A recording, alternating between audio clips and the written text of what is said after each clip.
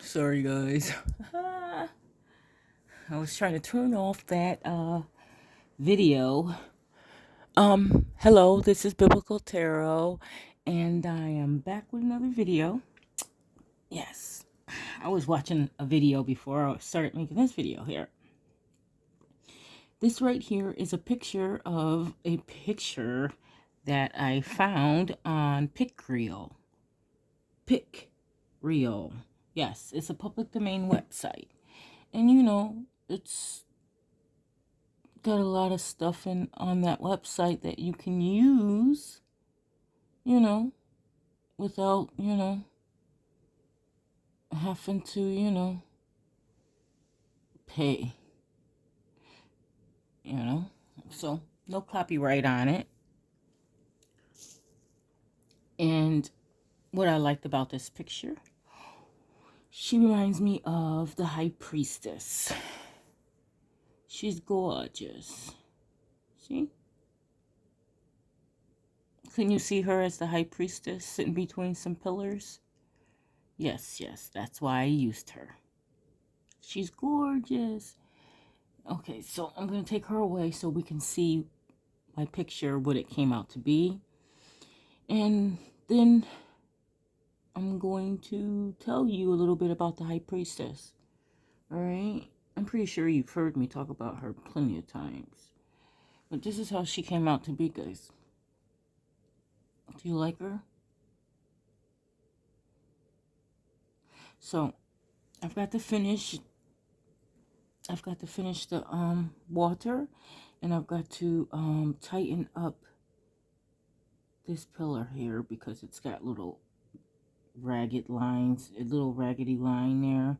It needs to be straight, but I gotta fix that. And I need to finish her folds of her dress. She's holding a book with the Hebrew alphabet, and she has the moon at her feet, and she has her finger pointing to the Vav. Yes, the Vav. And that's the S-O-N, the sun. Have it to represent Tephrat, because she is the path of Keter and Tephrat. Yep. It's a wonderful path. Yeah. So, one thing I needed to do with her is to add some pomegranates. She needs pomegranates. She's just a pomegranate woman, But I wanted to, this book right here, okay? It's good. It tells us all about the High Priestess, and I wanted to share it with you. So, she is the path connecting to Keter and Tephrat, and that path is associated with the High Priestess. Okay, in the Kabbalah, the High Priestess sits between the pillars of severity and mercy.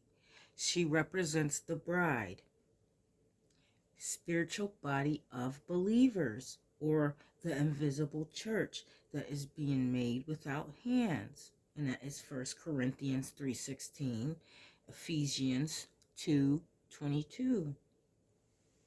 The pillars are labeled with a B for Boaz and J for Jachin.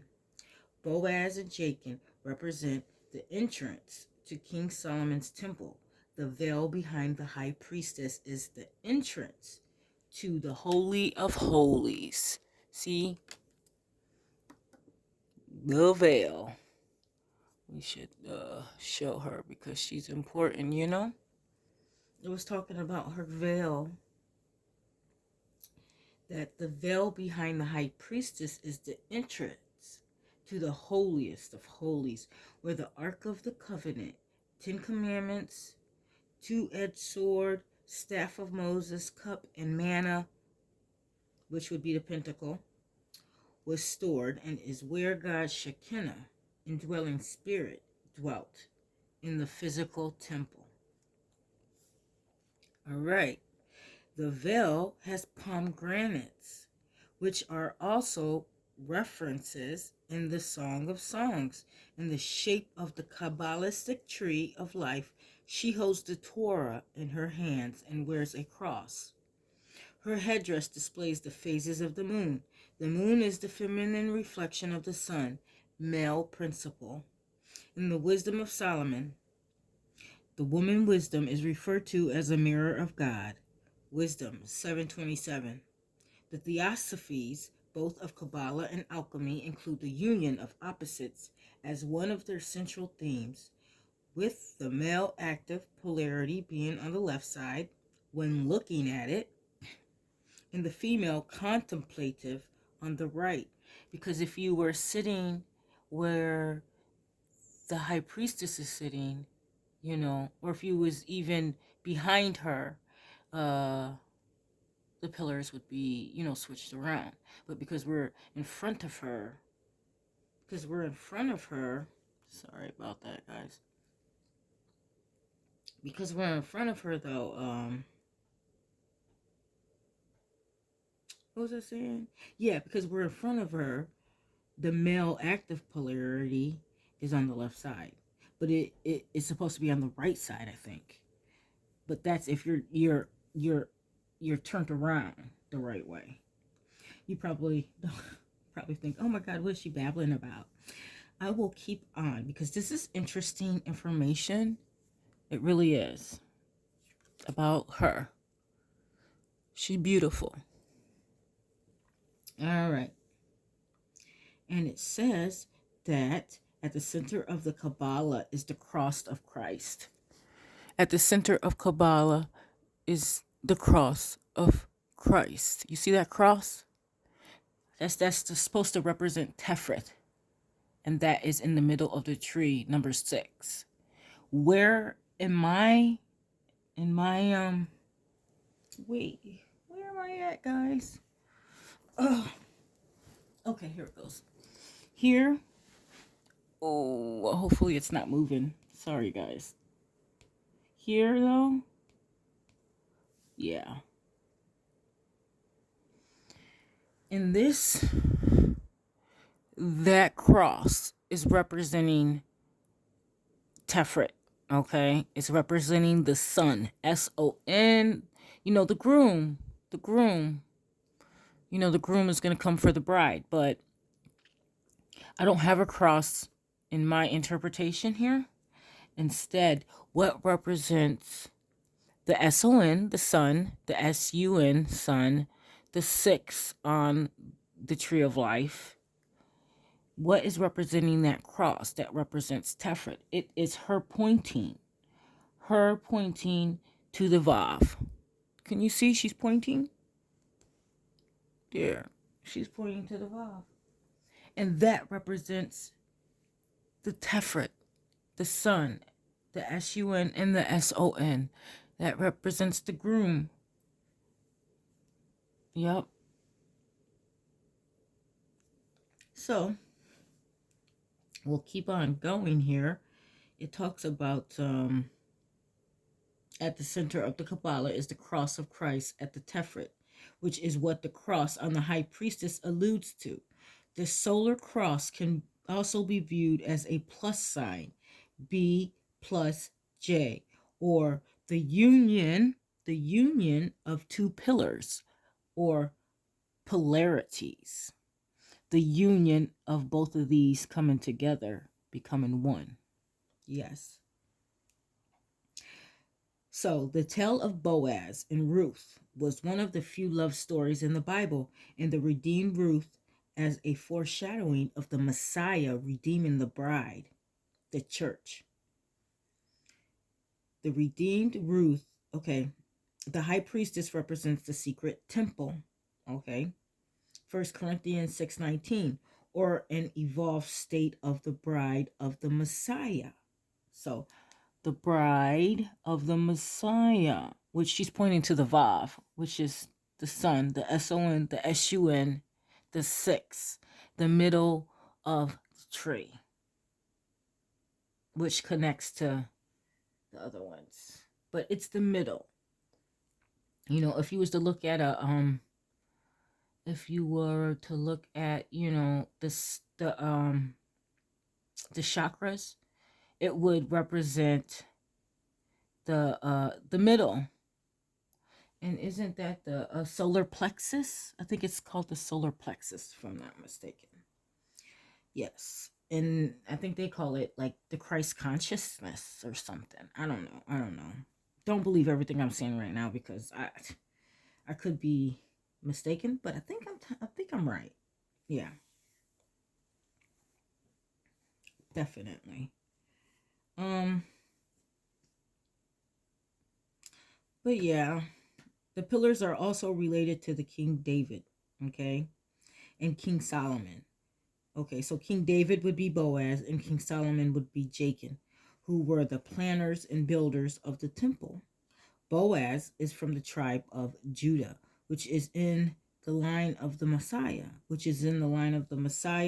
and Jachin was a descendant of Simeon, Simon, or Simeon, whatever you want to call it, who rescued his sister.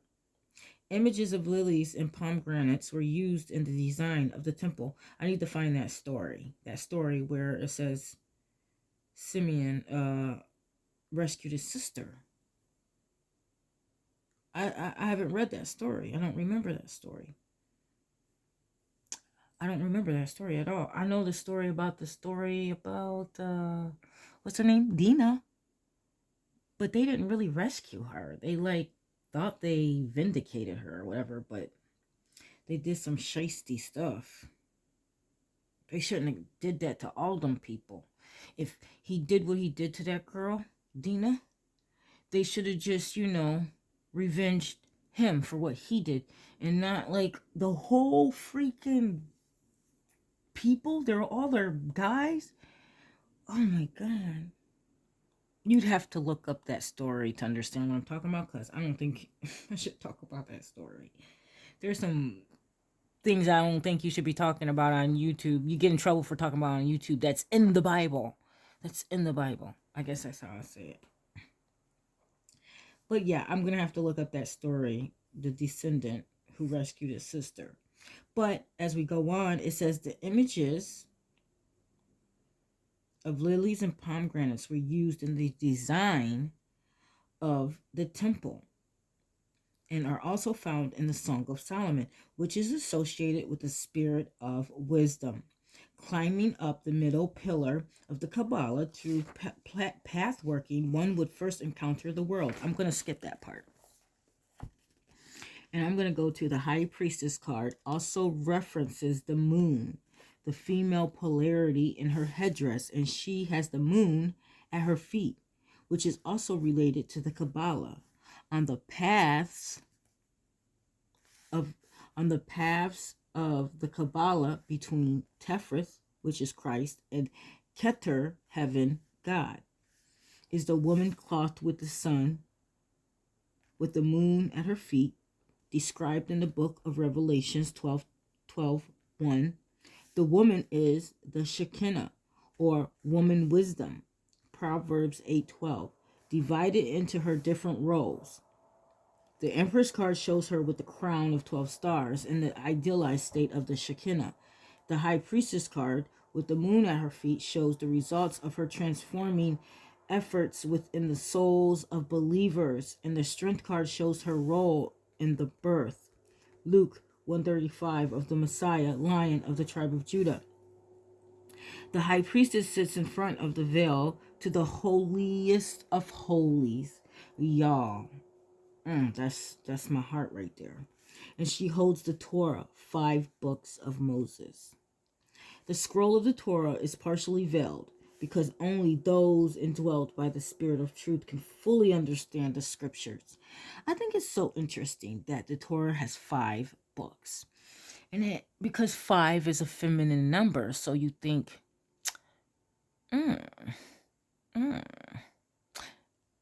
wisdom, that's the Torah. I think that's why, it doesn't even need a lady on there. It just needs the Torah on the throne. You don't even need a person on the throne. I guess we're obsessed with people, but I guess all you need is that beautiful Torah sitting on the throne. That's beautiful. That's beautiful. All right. So it also talks about, what else does it talk about? It says the scroll of the Torah is partially veiled because only those indwelt by the Spirit of truth can fully understand the scriptures. As discussed previously, the illustration of the high priestess coincides with Waite's description of the Shekinah in relation to the mystery of sex in his Secret Doctrine of Israel, a study on the Zohar and its connections. In the pictorial key to the tarot, Waite wrote that the high priestess was really the secret church, the house which is of God and man. She represents also the second marriage of the prince. That's the Vav, y'all, the prince who is no longer of this world. She is the spiritual bride and mother, the daughter of the stars and the higher garden of Eden. She is, in fine, the queen of borrowed light, moon. But this is the light of all. The high priestess within the Rider Waite deck, the Shekinah of the Kabbalah, and her depiction on the card are directly related to the tree of the Tephrat. See, guys? See her? You see behind her? Those pomegranates? All of those are the Tephrat. Yes, the Tephrat. See, she is the tree. She is wisdom. She is life. She is the tree. I think she's the tree. And if you think about it, Jesus got hung on her probably. Because he got hung on a tree. I don't know. I think that's interesting. The fact that she's a tree. She's wonderful. She's marvelous. Okay. It says the intelligence listed in the 32 paths of wisdom. Now, there's 32 paths of wisdom, and I talked about that in another video before about the 32 paths of wisdom. And this card right here is associated with the 13th path of wisdom, okay? The 13th path of wisdom. And it is uniting. It's called uniting, okay? Okay, it is the 13th path is named the uniting intelligence, okay? And it's so called because it is itself the essence of glory. It is the communication. It is the communication of truth and individual spiritual things. The Shekinah is the uniting principle who seals one's soul for redemption. She is the spirit of truth and the indwelling glory. Ephesians 1:13. The spirit of wisdom unites with the soul of the initiate and then works within him or her to accomplish the great work. She builds the living stones into a sanctuary. She builds the living stones into a sanctuary and prepares the bride for the wedding feast of the Lamb. Interesting. There's this on here this, oh, you probably can't see it though, you know what I mean, because give me a second. I kind of have this book right here.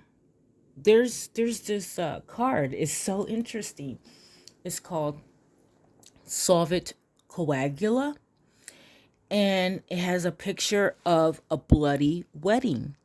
Yes, a bloody wedding, where the picture on the card, I'll have to show it to you in another video because it'll take me too long to go get it, and I'm already at 19 minutes. But in the card,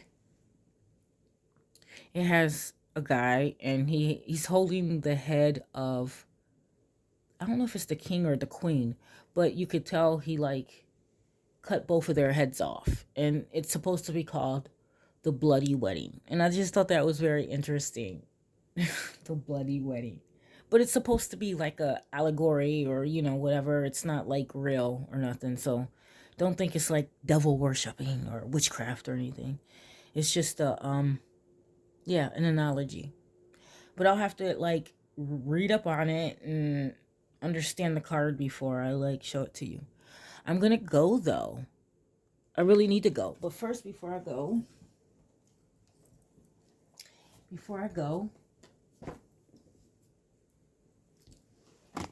I'm sorry about that, guys, that everything is moving. Before I go, I want to, this is what I wanted to do. Yeah, I wanted to put the pomegranates in here. I definitely did. Oh, messed up. There we go. We need, boop, insert it. I won't do this. There. All right. That moves. We want to flip it.